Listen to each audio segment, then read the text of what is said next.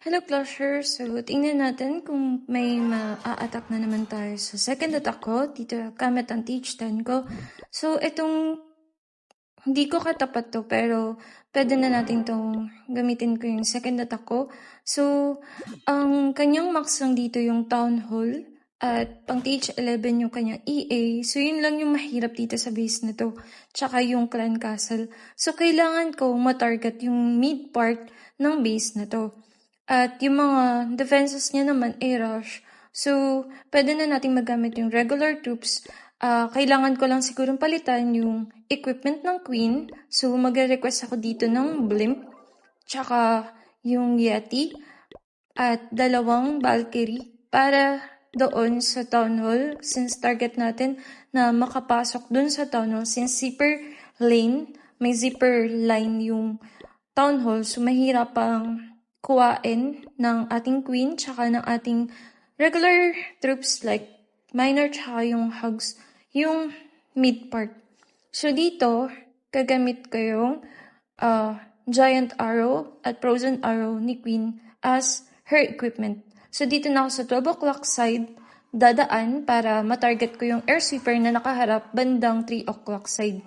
Para dun ko rin bababa yung blimp bandang 3 o'clock, 2 o'clock side ng base. So dito, sa 12 o'clock side ako ng base at eliminate natin tong air sweeper at yung single inferno tower. And then, dinanap ko na dito yung balloons tapos yung ating healer. Pagka nga pala kayo nag-queen charge, make sure na lagi kayo may bit-bit na balloon para magkaroon kayo ng check ng air traps. Para masanay din kayo lagi na mag-check ng air traps lalo na sa mga higher town hall.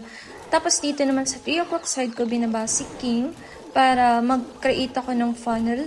At dito, pagka nakuha ko na yung Clan Castle Defense, so through wall breaker ko ilulure yung CC defense ng kalaban.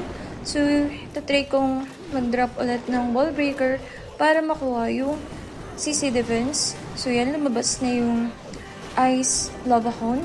So, dito, pwede na natin i-drop yung blink natin since nakalabas na yung CC defense ng kalaban. So, dito, kailangan nyo ng timing. So, medyo maaga-aga na yung timing natin dito since napalabas ko na kagad yung CC defense. At habang nagkikill si Queen doon, nandito na yung Yeti para i-take down yung Town Hall at yung EA. So, dito, drinap ko na sa banda 12 o'clock side yung miners at yung hugs. Tapos, doon ko na binaba sa 12 o'clock side para hindi na nila babalikan yung mga naiwang defenses and buildings ni Queen. So, para tuloy-tuloy lang po yung get nila ng mga defenses at hindi magkaroon na time fail since napakalawak itong base na to. Even rush yung mga defenses nito. So, para maiwasan lang din natin na ma-time fail tayo. So, yun lang guys. I hope this tutorial will help you.